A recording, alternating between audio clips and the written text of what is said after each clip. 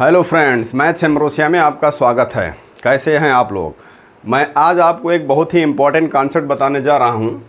Concept ये है कि किसी भी परिमेय संख्या को जो p/q के फॉर्म में लिखा हुआ है, जब हम उसको डिवाइड करते हैं और डेसिमल में कन्वर्ट करते हैं तो डेसिमल पॉइंट के बाद में कितना डिजिट्स आएगा, दशमलव बिंदु के बाद कितना अंक आएगा, उसको हम आज समझेंगे।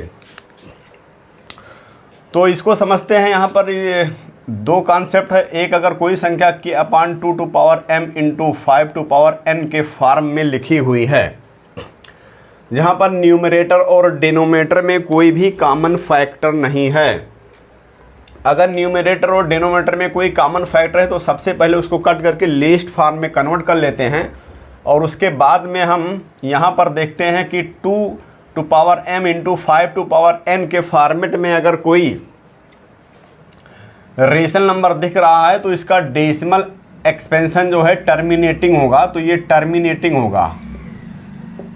टर्मिनेटिंग, सबसे पहले तो ये समझे कि कोई भी नंबर, कोई भी रेशनल नंबर जिसमें न्यूमरेटर अपान डिनोमिनेटर है, अगर इसका denominator 2 to power m into 5 to power n के फॉर्म में है, where m and n are non negative integers. यहाँ m और n नॉन निगेटिव इंटीजर्स होना चाहिए, मीन्स पॉजिटिव इंटीजर होना चाहिए m और n को, और m और n जीरो भी हो सकता है, लेकिन ये m और n पॉजिटिव इंटीजर होगा। तो इस फॉर्मेट में कोई भी नंबर अगर है, कोई भी रेशनल नंबर इस फॉर्मेट में है तो ये टर्मिनेटिंग होता है। और यहाँ पर अगर m ग्रेटर देन n है, अगर m ग्रेटर देन n है तो डेसिमल पॉइंट के बाद में नंबर ऑफ डिजिट्स जो होगा वो m होगा। तो यहाँ पर ये इम्प्लाइज करेगा कि m digits after decimal point.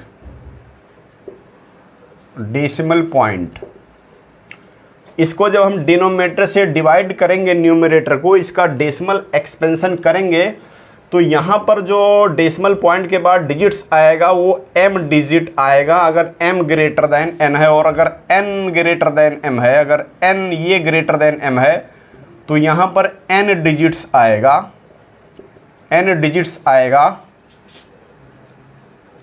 After decimal point.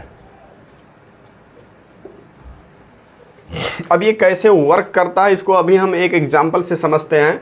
और दूसरा इसका कॉन्सेप्ट ये है कि अगर कोई भी नंबर इस फॉर्मेट में नहीं है, means k/2 to power m into 5 to power n, इसका जो डिनोमिनेटर है इस फॉर्मेट में नहीं है, यहाँ पर 2 और 5 नहीं है, कोई और फैक्टर आ जाता है, जैसे 3 आ जाता है, 3 टू पावर p आ गया, या 7 आ गया, कोई और फैक्टर आ गया, या फिर 2 और 5 है ही नहीं, सिर्फ 3 लिखा हुआ है, 7 लिखा हुआ है, तो इसका जो डेसिमल एक्सपेंशन होता है इसका नॉन टर्मिनेटिंग और रिकरिंग होता है। Non terminating and recurring.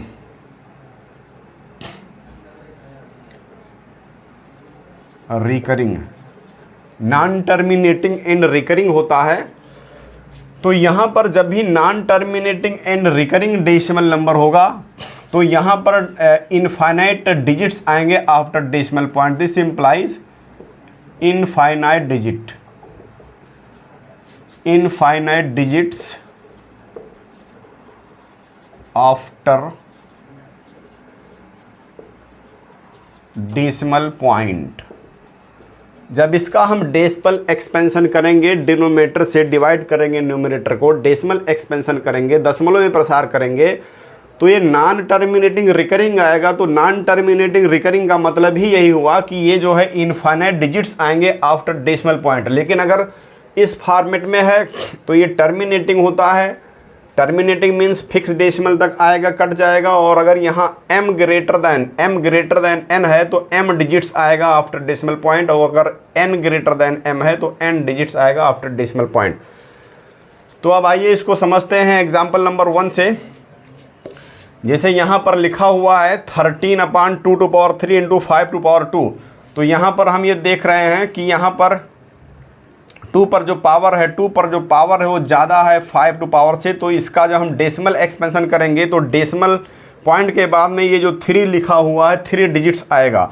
तो कैसे आएगा इसको आप समझ सकते हैं। 3 इंटू हम यहाँ 5 से ऊपर नीचे मल्टीप्लाई करेंगे, 2 टू पावर 3 पहले से लिखा हुआ है, और 5 से अगर हमने यहाँ पर मल्टीप्लाई कर दिया है तो 5 टू पावर 2 था, एक 5 और आएगा तो 5 टू पावर 3 हो जाएगा। और ये इसको हम मल्टीप्लाई करेंगे 13 5 जा 65 अपान यहाँ पर ये 2 5 10 हो जाएगा और 10 टू पावर 3 हो जाएगा। और फिर इसको हम 65 अपान 10 टू पावर 3 मीन्स 0 0 0 1000।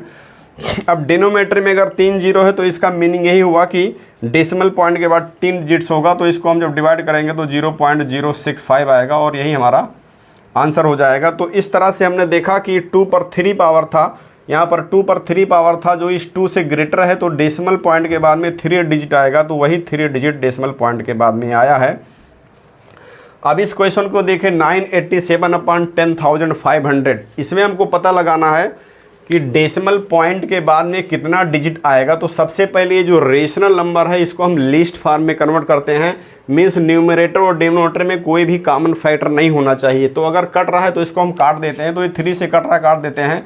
3 3 जा 9, 3 2 जा 6, 2 आएगा, 3 9 जा 27, 3 3 जा 9, 1 3 5 जा 15, 00 आ गया। फिर ये 7 से कट रहा है, 7 5 जा 35 हो जाएगा, और 7 4 जा 28 हो जाएगा, 4 आएगा, 7 7 जा 49। तो ये आ गया हमारा 47 अपान 500। तो सबसे पहले कोई भी रेशनल नंबर जो P बाई Q के फॉर्म में है, सबसे पहले अगर वो कट रहा है तो हम कट करके लिस्ट फॉर्म में कन्वर्ट कर देते हैं, मीन्स यहाँ P और Q में न्यूमरेटर और डिनोमिनेटर में कोई भी कॉमन फैक्टर नहीं होना चाहिए।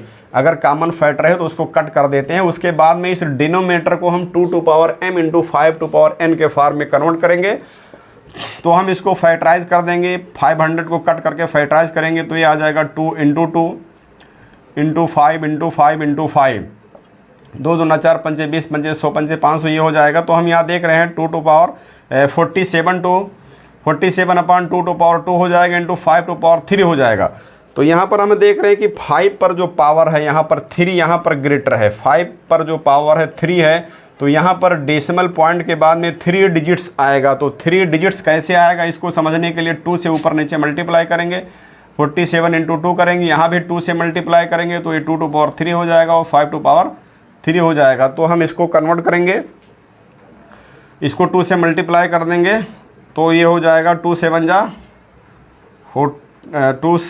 14 1, ये 94 आ जाएगा अपान, इसको मल्टीप्लाई करेंगे 10 टू पावर 3 आएगा, और इस तरह से ये 94 अपान 0 0 0 आ गया। इसको डिवाइड करेंगे तो 0.094 ये हमारा आंसर आएगा। तो यहाँ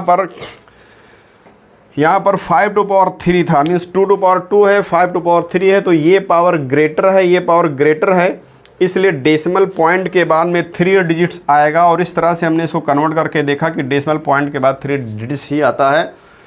तो यहाँ पर हम बिना डिवाइड किए हुए डायरेक्ट इसको देख करके ये बता सकते हैं कि डेसिमल पॉइंट के बाद में कितना डिजिट आएगा। अगर हम ये सब प्रोसेस नहीं करते तो हम यहीं से देख कर बता देते कि डेसिमल पॉइंट के बाद में 3 डिजिट आएगा, और इसमें इसी को देख करके हम बता देते कि डेसिमल पॉइंट के बाद में 3 डिजिट्स आएगा।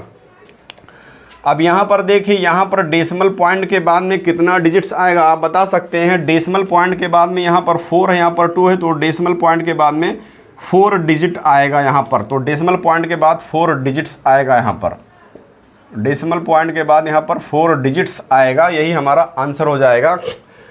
और अगर इस फॉर्मेट में कोई है तो इनफाइनाइट डिजिट्स कैसे होता है, जैसे मान लीजिए 7/3 लिखा हुआ है, 7/3 लिखा हुआ है, तो ये 2 to power m into 5 to power n के फॉर्मेट में नहीं है, ये इस फॉर्मेट में आ गया, मीन्स 2 3 यहाँ पर 2 5 के अलावा कोई भी फैक्टर आएगा तो इनफाइनाइट होगा। अब हम यहाँ 3 से अगर इसको डिवाइड करेंगे, यहाँ पर 3 से हम डिवाइड कर दें 7 को, तो 3 2 जा 6 आएगा, 1 आएगा, पॉइंट लगाएंगे 0 बढ़ाएंगे, 3 3 जा 9 आएगा, फिर 1 आएगा, पॉइंट लगा हुआ 0 बढ़ाएंगे, 3 3 जा 9 आएगा, फिर 0 बढ़ाएंगे, 3 3 जा 9 आएगा, और इस तरह से रिमाइंडर 1 आता रहेगा, और ये इसका वैल्यू आ जाएगा 2.333 एंड सो ऑन।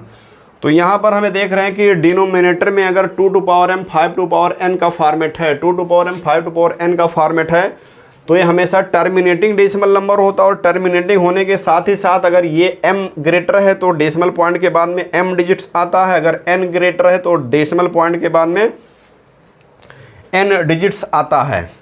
लेकिन अगर इस फॉर्मेट में नहीं है, कोई और फैक्टर आ गया, 3 आ गया, 7 आ गया, या नीचे 3 सिर्फ लिखा हुआ, 7 लिखा हुआ है, 3 पर पावर लिखा हुआ है, तो इसको जब हम डेसिमल में कन्वर्ट करेंगे तो इसका डेसिमल एक्सपेंशन जो होगा, डेसिमल पॉइंट के बाद में इनफाइनाइट डिजिट्स आएंगे।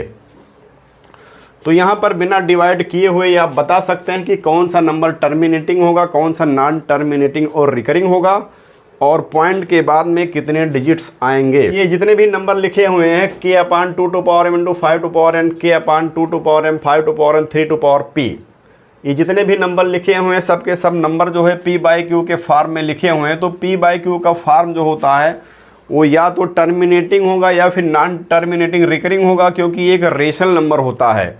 Non terminating and non recurring कब होता है?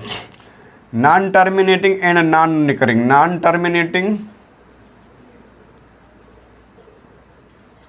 And non recurring. Non terminating non recurring जो होता है वो इरेशनल नंबर होता है, जैसे √2πe। अगर √2 का वैल्यू निकालोगे तो नॉन टर्मिनेटिंग नॉन रिकरिंग आएगा, पाई जो है नॉन टर्मिनेटिंग नॉन रिकरिंग आएगा, ई जो है नॉन टर्मिनेटिंग नॉन रिकरिंग आएगा। तो ये जो इरेशनल नंबर है इसका जो है decimal expansion non terminating non recurring होता है। लेकिन p/q के फॉर्म में अगर कोई भी नंबर लिखा हुआ है तो ये रेशनल होता है, और रेशनल नंबर हमेशा या तो टर्मिनेटिंग होगा या फिर नॉन टर्मिनेटिंग एंड रिकरिंग होगा। तो इस तरह से आप इन सारी चीज़ों को बिना डिवाइड किए हुए सिर्फ डिनोमिनेटर को फैक्टराइज करके प्राइम फैक्टर फाइंड आउट करके बता सकते हैं कि कौन सा टर्मिनेटिंग होगा, कौन सा नॉन टर्मिनेटिंग होगा, और किसका डेसिमल एक्सपेंशन जो होगा वो डेसिमल के बाद में कितना डिजिट्स आएगा।